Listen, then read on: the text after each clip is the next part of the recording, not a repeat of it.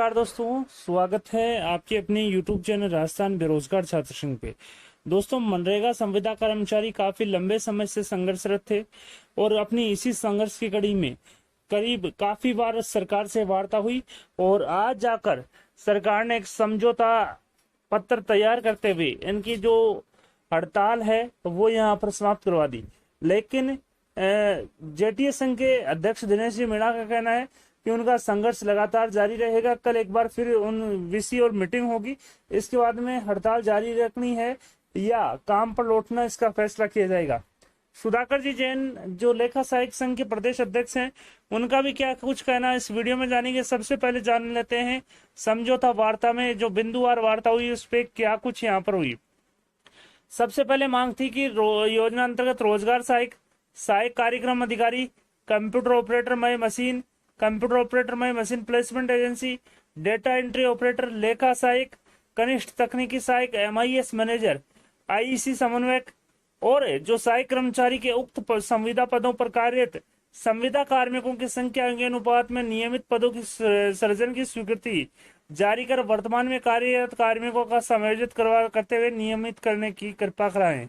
जिसमें यहाँ पर टिप्पणी लिखी है कि महात्मा गांधी नरेगा योजना अंतर्गत प्रतिनियुक्ति और संविदा के पद सर्जित है। योजना अंतर्गत नियमित नियुक्ति का कोई प्रावधान नहीं है।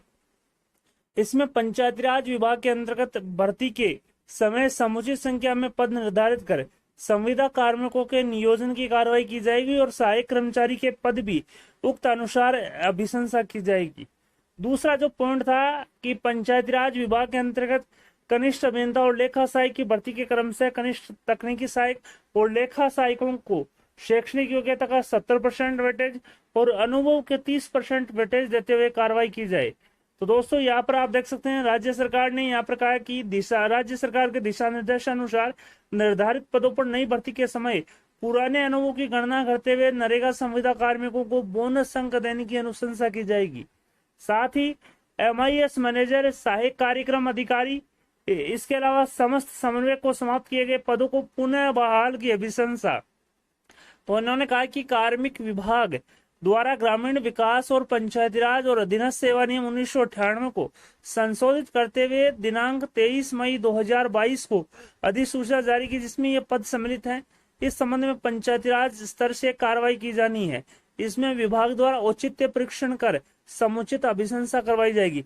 पंचायत राज एलडीसी भर्ती 2013 का कैलेंडर जारी करने की मांग की, जिसपे यहाँ पर कहा कि पंचायत राज एलडीसी भर्ती का कैलेंडर पंचायती राज विभाग द्वारा जारी किया जाना है। अतः इस संबंध में पंचायती राज विभाग स्तर से शीघ्र नियमानुसार कार्रवाई की अभिशंसा की जाएगी। साथ ही संविदा पदों पर कार्यरत संविदा कार्मिकों की ज्वाइनिंग दिनांक से अनुभव और आयु की गणना की जाए। मैं बता दूं, इन्होंने यहाँ पर मांग की कि संविदा जो कार्मिक है उनको नए नियमों में शामिल किया जाए, लेकिन पुराने अनुभव को भी यहाँ पर काउंट किया जाए। जिसमें सरकार ने कहा कि राज्य सरकार के दिशा निर्देशानुसार निर्धारित पदों पर नई भर्ती के समय पुराने अनुभवों की गणना करते हुए नरेगा संविदा कार्मिकों को बोनस अंक दिए जाने के संबंध में पंचायती राज विभाग को अनुशंसा भिजवाई जाएगी।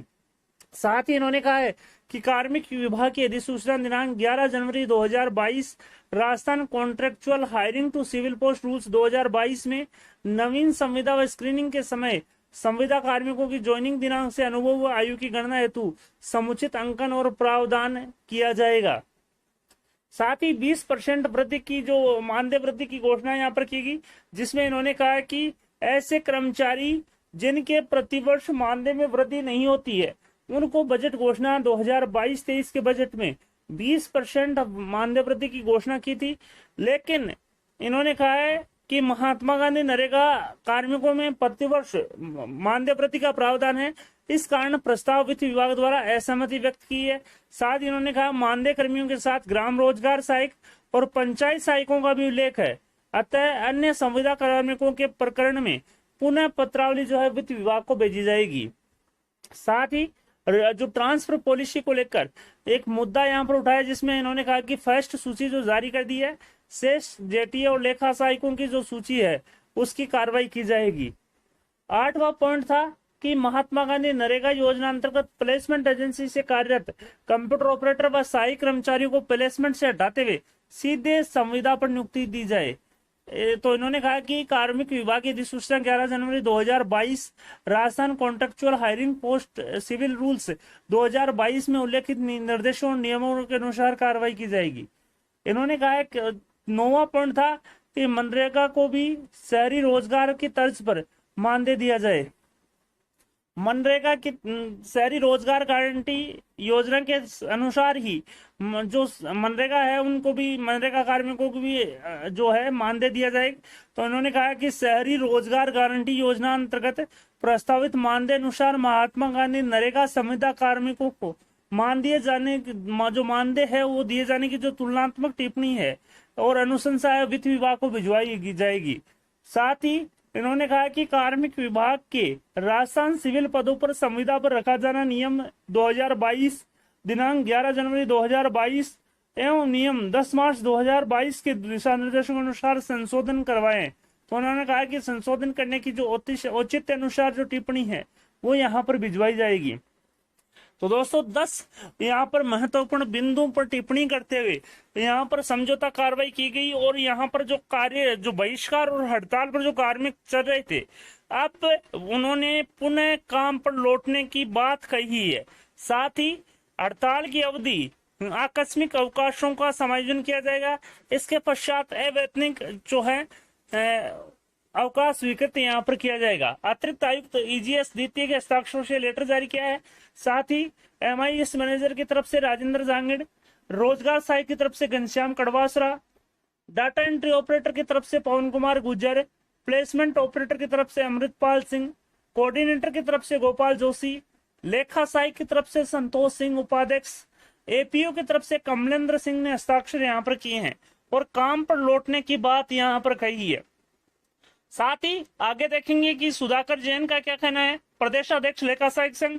साथ ही जो JTA संघ के अध्यक्ष हैं दिनेश जी मीणा, उनका क्या कुछ कहना, आइए जानते हैं।